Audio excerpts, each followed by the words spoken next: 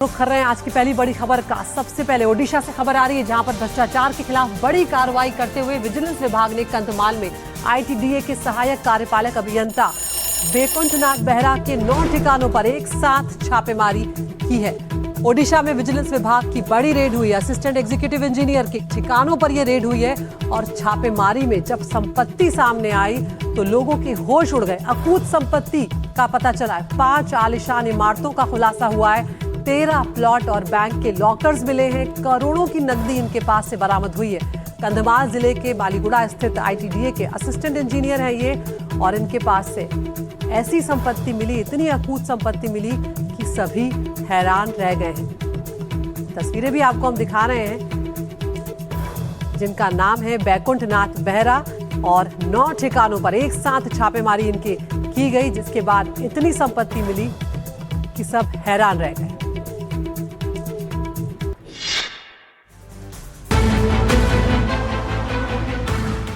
Table पर रखे नोटों का अंबार देखिए, कमरे में धन का कुबेर देखिए, फिर उस इंसान को भी देखिए जिसके पास से ये अकूत संपत्ति बरामद की गई है। ओडिशा के विजिलेंस विभाग ने जब इस सरकारी इंजीनियर के ठिकानों पर रेड डाली तो नोटों का पहाड़ देखकर खुद अफसरों की आंखें फटी की फटी रह गई।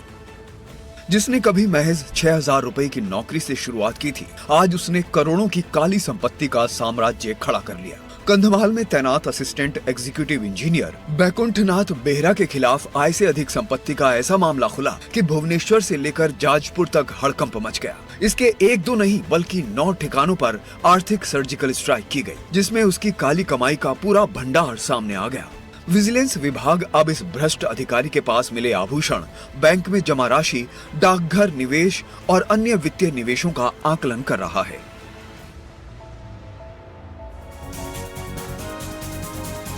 इस इंजीनियर को भ्रष्टाचार का धन कुबेर क्यों कहा जा रहा है, आइए इसे भी समझ लेते हैं कि इसके पास से आखिर क्या क्या बरामद हुआ है, क्या क्या मिला। भ्रष्टाचार के इस नए चेहरे का नाम बैकुंठनाथ बेहरा है, जो आईटीडीए का असिस्टेंट एग्जीक्यूटिव इंजीनियर है। इसके बैंक लॉकर से 2 करोड़ कैश मिला। 9 ठिकानों पर छापेमारी की गई है। इसके 9 ठिकाने, 5 बहुमंजिला इमारतें मिली हैं। 13 कीमती प्लॉट्स का भी खुलासा हुआ है। सोना चांदी और इन्वेस्टमेंट का अभी मूल्यांकन किया ही जा रहा है, वो अभी तक पूरा नहीं हो पाया। इंजीनियर के भुवनेश्वर, जाजपुर, बारीपदा के ठिकानों पर भी छापे पड़े। और अब आपको 3 अलग अलग तस्वीरें यहाँ पर हम दिखा रहे हैं कि कितना कैश यहाँ पर बरामद हुआ है इनके पास से। बैकुंठनाथ बेहरा ये हैं, और अलग अलग संपत्तियां इनकी बरामद हुई है। प्लॉट्स मिले हैं, 5 बिल्डिंग्स इनकी मिली हैं, और अभी भी इनके जो इन्वेस्टमेंट्स हैं उनके लिए सिर्फ अभी उनका वैल्यूएशन ही किया जा रहा है। तो बैकुंठनाथ बेहरा की चर्चा अब हर जगह हो रही है। महज 6,000 रुपए के वेतन से इन्होंने अपना करियर, अपनी नौकरी शुरू की थी, और वो इंजीनियर बैकुंठनाथ बेहरा का करियर ग्राफ अब आप देखिए कि ये किस तरह से बेईमानी की सीढ़ियां लगातार चढ़ता चला गया। 1999 में जूनियर इंजीनियर की नौकरी से इस शख्स ने शुरुआत की थी। हर महीने 6,000 वेतन मिलता था। विभिन्न सरकारी पदों पर ये शख्स कार्य कर रहा था, और अब सहायक कार्यपालक अभियंता यानी असिस्टेंट एग्जीक्यूटिव इंजीनियर के पद पर ही पहुंचा हुआ था। अक्टूबर 2016 में उसे प्रमोट करके असिस्टेंट इंजीनियर भी बनाया गया। खबर मुंबई से, जहां पर वर्ली इलाके में एक म्यूजिकल कॉन्सर्ट के दौरान एक 28 साल के युवक की मौत के मामले में बड़ा अपडेट यहां पर सामने आया। वर्ली म्यूजिक कॉन्सर्ट मामले में यह खुलासा हुआ है। हादसे में मृतक की पोस्टमार्टम रिपोर्ट सामने आ गई है। कार्डियक अरेस्ट बताया गया है युवक की मौत की वजह को। युवक ने शराब का सेवन किया था और उसके बाद उसे कार्डियक अरेस्ट आया। उसकी तबीयत बिगड़ी थी। मृतक की पहचान ऋषभ महेंद्र गांगुर्डे के रूप में हुई है। कॉन्सर्ट के दौरान अचानक उसकी तबीयत बिगड़ती है, और उसके साथ जो युवती आई थी उसकी भी तबीयत बिगड़ी। दोनों को अस्पताल ले जाया गया, लेकिन यहाँ पर ऋषभ जो है उसकी जान नहीं बच पाई, जबकि जो युवती है वो अभी भी गंभीर बनी हुई है। आईसीयू में उसका इलाज चल रहा है।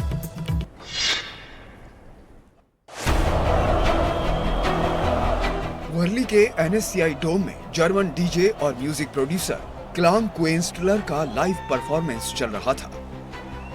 म्यूजिक की तेज धमक में लोग थिरक रहे थे, लेकिन इसी भीड़ में एक युवक अपनी आखिरी सांसें गिन रहा था। 28 वर्षीय ऋषभ महेंद्र गांगुर्डे की कॉन्सर्ट के दौरान अचानक तबीयत बिगड़ी और अस्पताल ले जाते ही उसने दम तोड़ दिया। इसी कॉन्सर्ट में ओडिशा के रहने वाले 31 साल की प्रज्ञान की भी तबीयत बिगड़ी, जिसे जसलोक हॉस्पिटल पहुंचाया गया। इन दोनों ने जमकर शराब पी, उसके बाद दोनों की तबीयत बिगड़ी। कॉन्सर्ट के पर्दे के पीछे क्या कोई ड्रग्स की पार्टी चल रही थी? पुलिस ने फिलहाल इस सवाल से इनकार किया है। पोस्टमार्टम रिपोर्ट में ऋषभ महेंद्र की मौत कार्डियक अरेस्ट से बताई गई है। पुलिस ने मामले की जांच तेज कर दी है। क्या ये हादसा भीड़ में घुटन की वजह से हुआ या कहानी कुछ और है? तो वर्ली हादसे पर अब तक क्या क्या खुलासा हुआ है, आपको ये भी बताते चलते युवक की मौत किस वजह से हुई, कॉन्सर्ट के लिए किससे इजाजत ली गई, दिखाते हैं आपको यहाँ पर। तो वर्ली हादसे में मृतक की जो पोस्टमार्टम रिपोर्ट है वो अब सामने आ चुकी है। कार्डियक अरेस्ट से ऋषभ गांगुर्डे की मौत हुई है, ये अब साफ हो चुका है। अत्यधिक शराब के सेवन से जान गई है, ये सूत्रों के हवाले से खबर यहाँ पर आ रही है। आयोजकों समेत हिरासत में 8 से 10 लोगों को अब ले लिया गया है। अभी तक किसी के भी खिलाफ एफआईआर हालांकि दर्ज नहीं की गई है। कॉन्सर्ट में शराब के 4 स्टॉल्स लगाए गए थे। अब एक्साइज विभाग ने यहाँ पर स्टॉल लगाने की मंजूरी दे दी थी, ये बात भी सामने आ रही है। शराब परोसने और जरूरी लाइसेंस क्या यहाँ पर लिया गया था, उसकी जांच की जा रही है। कॉन्सर्ट के लिए 4000 रुपए का एंट्री टिकट यहाँ पर मिला था, जिसके बाद कई लोग यहाँ पर पहुंचे थे। तो सूत्रों के हवाले से ये खबर भी सामने आई है कि पहले इस कॉन्सर्ट की इजाजत नहीं दी गई थी, लेकिन बाद में आयोजकों ने पैरवी लगाई और उसके बाद उन्हें अनुमति दे दी गई। सुजाता हमारी सहयोगी इस मामले में कुछ और डिटेल्स के साथ रिपोर्ट लेकर आई। हम जानते हैं कि हमें सूत्र बता रहे हैं कि इस कॉन्सर्ट को आयोजित करने के लिए पहले परमिशन नहीं दी गई थी। परमिशन पहले नहीं दी गई, लेकिन उसके बावजूद ऑर्गेनाइजर्स ने मुंबई पुलिस की हायरार्की के बड़े आला अधिकारियों को संपर्क कर वहां पर परमिशन ले ली और परमिशन लेने के बाद इस कॉन्सर्ट को आयोजित किया गया, जिसका अंजाम हम देख रहे हैं कि यहाँ पर अभी फिलहाल पुलिस की टीम पता लगा रही है कि आखिर कॉन्सर्ट में ऐसा क्या हुआ कि एक युवा अपनी जान गंवा देता है। उसके लिए ना तो मेडिकल सर्विसेज अवेलेबल थे, ना कुछ। जब उसको अस्पताल ले जाया गया तो वहां पर उसकी दर्दनाक मौत हो जाती है। बाहर आपको इसी कतार में अगर आप आगे चले जाएं तो इस पूरे पट्टे पर आपको दारू की बोतलें और तमाम जो कैंस हैं वो नजर आएंगे। तो ऐसे में सवाल कई सारे हैं। देखना ये होगा कि पूरे जांच में क्या कुछ विषय निकलकर सामने आता है। जो ऑर्गेनाइजर्स हैं मुंबई पुलिस के, वो अधिकारी जिन्होंने इस पूरे कॉन्सर्ट को इजाजत दी, NSCI डोम के वो अधिकारी जिन्हें अरेंजमेंट्स करने तो थे लेकिन अरेंजमेंट्स किए नहीं गए, इन तमाम चीजों को लेकर आखिर कार्रवाई की क्या जाती है, ये बड़ा सवाल है। मुंबई से कैमरा पर्सन सचिन सावंत के साथ सुजाता द्विवेदी, NDTV इंडिया के लिए। तो वर्ली में हुए हादसे के बाद कई खुलासे हुए, जिसमें आयोजकों से लेकर कॉन्सर्ट की इजाजत देने वालों पर भी सवाल उठ रहे हैं। ये म्यूजिक कॉन्सर्ट था या रेव पार्टी? तारदेव पुलिस ने इजाजत नहीं दी थी। गोरेगांव म्यूजिक कॉन्सर्ट का हवाला यहाँ पर दिया गया था। पुलिस ने अनुमति देने पर भी आपत्ति जाहिर की थी। वरिष्ठ स्तर से कॉन्सर्ट को हरी झंडी दिलवाई गई। पुलिस इस पहलू की भी अब जांच कर रही है। आपत्तियों के बावजूद आखिर मंजूरी यहाँ पर मिल कैसे गई, ये बहुत बड़ा सवाल यहाँ पर उठ रहा है। कॉन्सर्ट में आए लोगों को निर्देश दिए गए थे। मोबाइल फोन के कैमरों पर टेप लगाने के निर्देश भी यहाँ पर दिए गए थे। उसके पीछे आखिर क्या वजह हो सकती है? क्यों मोबाइल की रिकॉर्डिंग या मोबाइल से शूट करना यहाँ पर मना किया हुआ था? क्या यहाँ पर ऐसा कुछ चल रहा था जिसे छिपाया जा रहा था? यहाँ पर शुभेंदु सरकार के आने के बाद ताबड़तोड़ फैसले लिए जा रहे हैं और निर्देश दिए जा रहे हैं। अब बंगाल सरकार ने मदरसों को लेकर एक बड़ा फरमान यहाँ पर सुना दिया है। बंगाल में मदरसों पर बड़ा फैसला लिया है। शुभेंदु सरकार ने जांच के आदेश दे दिए हैं मदरसों की। 5 जुलाई तक यहाँ पर अब रिपोर्ट देनी होगी। मदरसों का पूरा ब्यौरा रखना होगा। रजिस्ट्रेशन कब हुआ, क्या कुछ उसमें पढ़ाया जा रहा है, स्टाफ कितना है, उनकी भर्ती की प्रक्रिया क्या रही है, ये सब कुछ।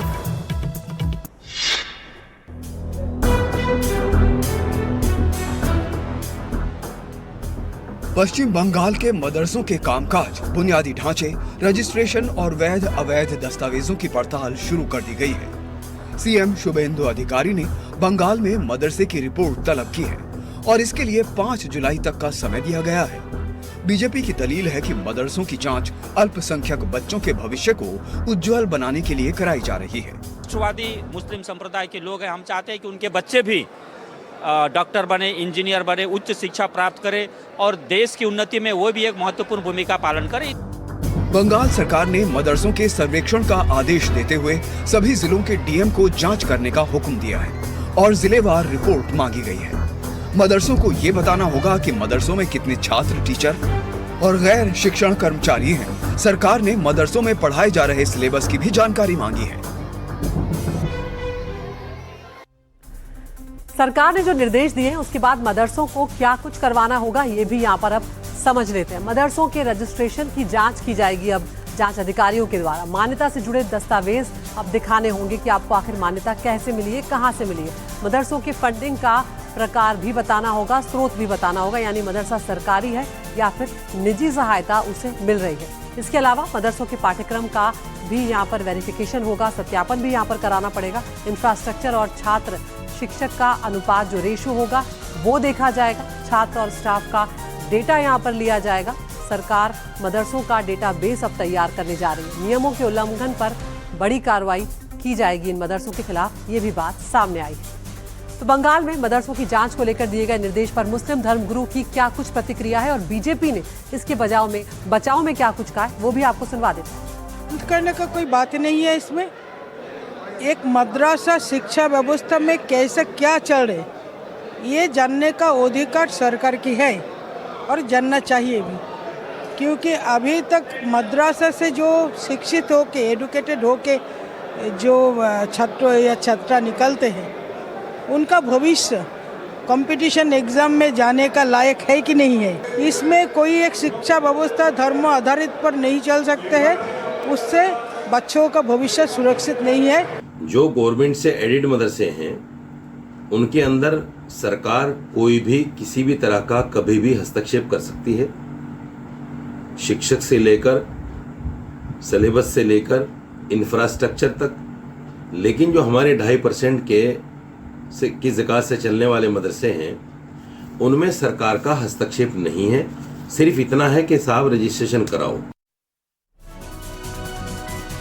और पश्चिम बंगाल से अगली खबर भी सामने आ रही है। टीएमसी के नेता मदन मित्रा के पीछे पड़ी हुई भीड़ यहां पर नजर आई। बंगाल के उत्तर परगना में टीएमसी विधायक मदन मित्रा पर हमला हुआ। स्थानीय लोगों ने गाड़ी पर अंडे तक यहां पर फेंके हैं। हमले के दौरान गाड़ी में नहीं थे टीएमसी विधायक, ये हालांकि यहां पर बात सामने आई है और उनकी तरफ से बीजेपी पर आरोप लगाया गया है कि बीजेपी ने उन पर हमला करवाया था। तो यहाँ पर पहले अभिषेक बनर्जी पर हमने हमला होते हुए देखा, उसके बाद कल्याण बनर्जी और अब तीसरा नाम यहाँ पर मदन मित्रा का सामने आ रहा है जिनकी गाड़ी पर अंडे फेंके गए। उत्तर 24 परगना के अरियादाहा में जैसे ही टीएमसी के नेता मदन मित्रा की कार पहुंची, लोगों का गुस्सा भड़क गया। स्थानीय लोगों के एक गुट ने कार को घेर लिया और विरोध प्रदर्शन शुरू कर दिया। देखते ही देखते ये विरोध हिंसक हो गया और उग्र भीड़ ने गाड़ी पर अंडे फेंकने शुरू कर दिए।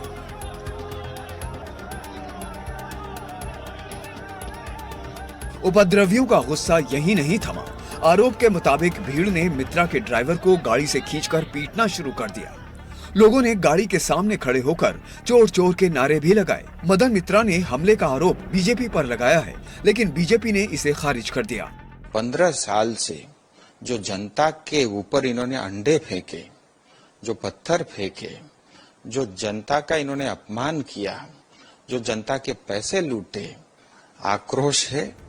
इस घटना से साफ है कि पश्चिम बंगाल में चुनाव नतीजों के बावजूद टकराव का दौर थमने का नाम नहीं ले रहा।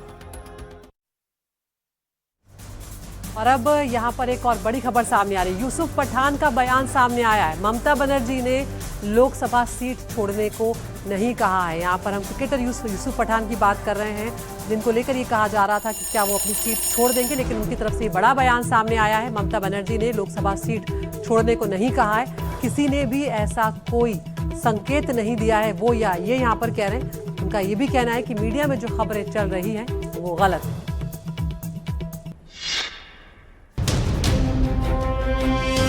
क्रिकेट के मैदान पर लंबे लंबे छक्के लगाने वाले यूसुफ पठान इस वक्त सियासी पिच पर अफवाहों से घिरे हुए हैं। पिछले कुछ समय से खबरें आ रही थी कि ममता बनर्जी ने यूसुफ पठान से सांसद पद से इस्तीफा मांगा है ताकि वो खुद बहरामपुर लोकसभा सीट से चुनाव लड़ सके। लेकिन अब यूसुफ पठान फ्रंट फुट पर आ गए और इन खबरों को गलत बताया। ममता बनर्जी ने कभी भी ये बात नहीं की। लास्ट मीटिंग भी हुई थी, वहाँ पे भी उन्होंने मुझे ये बात नहीं की और ना उन्होंने किसी ऑफिशियल पार्टी के किसी लीडर से ये बात कहलवाई। ये बात सरासर गलत है। यूसुफ पठान के इस बयान से ममता बनर्जी के अगले कदम पर सस्पेंस गहरा गया है। वो अब विधायक नहीं है और राज्यसभा जाना भी मुश्किल है। बंगाल कोटे से राज्यसभा में फिलहाल कोई सीट भी खाली नहीं है और 6 सीटों पर राज्यसभा चुनाव 2029 में होंगे।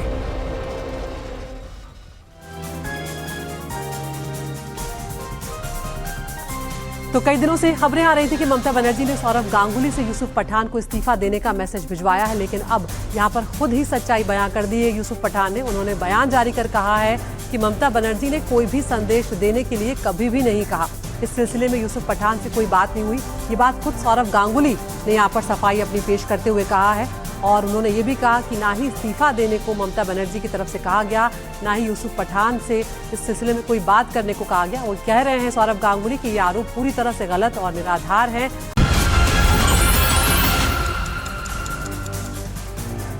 और बाबा विश्वनाथ की नगरी में अब नॉनवेज पर बैन लगने जा रहा है। काशी की गलियों में अब नॉनवेज नहीं मिलेगा। काशी प्रशासन ने ये बड़ा फैसला लिया है और कारोबारियों को लेकर भी यहाँ पर अब बड़ा प्लान तैयार कर लिया गया है। तो यहाँ पर वाराणसी से जुड़ी बड़ी खबर सामने आई है। वाराणसी में अब नॉनवेज काशी की गलियों में नहीं नजर आएगा आपको। काशी प्रशासन ने एक बड़ा फैसला ले लिया है। कारोबारियों को लेकर एक बड़ा प्लान तैयार किया गया है, यानी कि शहर का जो इलाका है वहां से बाहर दूर रखा जाएगा दुकानों को, जहां पर मांस की बिक्री हो सकेगी। धर्म नगरी काशी, सनातनियों की नगरी काशी, सनातन की संस्कृति का बड़ा केंद्र। लेकिन अब सनातन की इस नगरी में नॉन-वेज नहीं मिलेगा। काशी को क्लीन और ग्रीन बनाने की दिशा में इस फैसले को बेहद अहम माना जा रहा है। वाराणसी में नॉन-वेज की दुकानें नहीं चलेंगी। काशी नगर निगम का बड़ा फैसला। जी हां, शहर गलियों में अब आपको मांस और मछलियों की दुकानें नहीं मिलेंगी। टाउन हॉल में हुई नगर निगम की बैठक में ये बड़ा फैसला लिया गया। इस बैठक में इस फैसले पर अंतिम मोहर लग गई है। धार्मिक भावनाओं का सम्मान करते हुए ये फैसला तो किया गया, लेकिन रोजगार प्रभावित ना हो इसके लिए मास्टर प्लान भी तैयार है। शहर की सीमा से बाहर खुलेंगे दुकान, आधुनिक और सुसज्जित मार्केट की स्थापना होगी, साफ सफाई का पूरा ध्यान रखा जाएगा, पानी और बिजली की पूरी व्यवस्था होगी।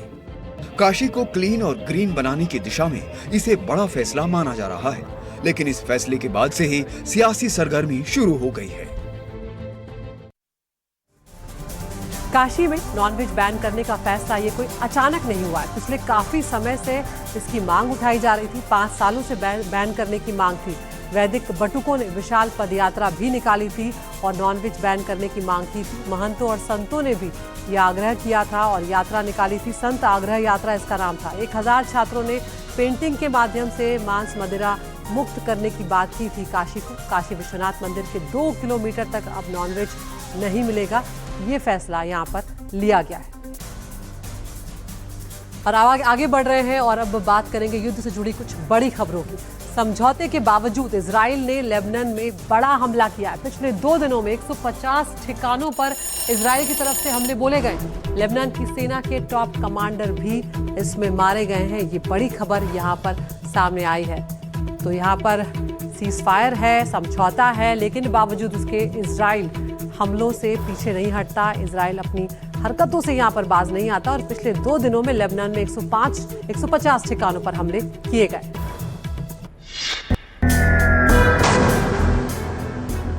लेबनान की सरजमी एक बार फिर भयानक धमाकों से थर्रा उठी।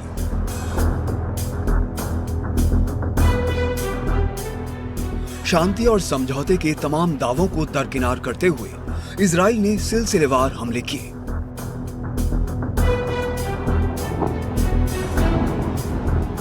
इन हमलों में कम से कम 12 लोगों की जान चली गई और कई घायल हुए। मारे गए लोगों में लेबनान की सेना के कई हाई प्रोफाइल कमांडर भी थे।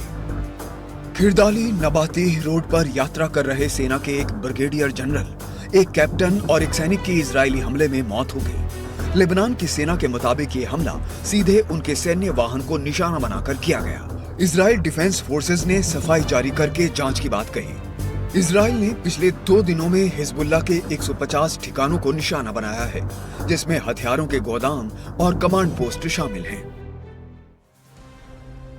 और इस सब के बीच में इजराइल के एक कदम ने अमेरिका के पार कॉरिडोर्स में हड़कंप मचा दिया। इंटेलिजेंस रिपोर्ट में ऐसा खौफनाक दावा किया गया है जिससे पेंटागन के अधिकारी भी हैरान रह गए। खतरा इस कदर बढ़ गया कि काउंटर इंटेलिजेंस खतरे के स्तर को सीधे क्रिटिकल बताया गया।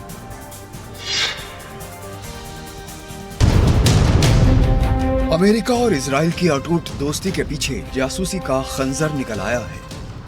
ईरान के साथ डील की खबरों को लेकर परेशान इजराइल ने अब हद पार कर दी है। न्यूयॉर्क टाइम्स ने खुफिया एजेंसियों के हवाले से दावा किया कि ईरान डील पर काम कर रहे वार्ताकारों की बातचीत इजराइल गुप्त तौर पर सुन रहा है। पेंटागन और व्हाइट हाउस के कई बड़े चेहरों की जासूसी की गई। रिपोर्ट के मुताबिक स्टीव विटकॉफ, राष्ट्रपति ट्रंप के मुख्य शांति वार्ताकार, एल्ब्रिज ए कोल्बी, पेंटागन के सबसे बड़े पॉलिसी अधिकारी, माइकल पी डिमिनो, पेंटागन के गल्फ पॉलिसी चीफ, अमेरिकी सेना के टॉप कमांडर, इजराइल में तैनात और सेंट्रल कमांड के अधिकारी, सीक्रेट सर्विस के अधिकारी। दावे के मुताबिक अमेरिकी अधिकारियों के फोन में चुपके से स्पाईवेयर या टैपिंग सॉफ्टवेयर इंस्टॉल किए गए और इन्हीं के जरिए जासूसी की जा रही है।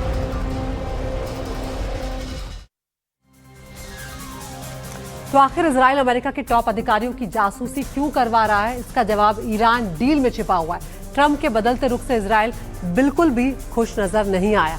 जासूसी आखिर क्यों कर रहा है इजराइल, ये भी यहाँ पर समझ लेते हैं। अमेरिका जहां पर ईरान के साथ बातचीत के जरिए शांति चाहता है, लेकिन बेंजामिन नेतन्याहू का मानना है कि समय मिलने से ईरान फिर मजबूत हो जाएगा। इजराइल का ये मानना है कि ये एक खराब डील है जो अमेरिका और ईरान करने की कोशिश कर रहे हैं, क्योंकि इसमें ईरान को शुरुआत में ही परमाणु कार्यक्रम रोकने के लिए मजबूर नहीं किया जा रहा है। सऊदी अरब और कतर ने डोनाल्ड ट्रंप को ईरान के साथ कूटनीतिक समझौता करने की सलाह दी है, जिससे इजराइल यहाँ पर अकेला पड़ता हुआ नजर आ रहा है। और यही वजह है कि इजराइल कुछ अलग तरीके के कदम उठाता हुआ यहाँ पर नजर आ रहा है। और अब खबरों में आगे बढ़ रहे हैं और बात करते हैं खान सर की बढ़ती मुश्किलों की। तो पटना से बड़ी खबर सामने आई। खान सर की मुश्किलें यहाँ पर और बढ़ गई हैं। कोचिंग में फायर सेफ्टी ऑडिट जब हुआ तो कई ऐसी बातें सामने आई जिन्होंने खान सर की मुश्किलों को बढ़ा दिया है। खान ग्लोबल स्टडीज में कई कमियां पाई गई हैं। दमकल विभाग ने चेतावनी यहाँ पर दी है कि अगर कोचिंग सेंटर में सुधार नहीं किया गया, कमियों को दुरुस्त नहीं किया गया, तो बड़ी कार्रवाई की जाएगी।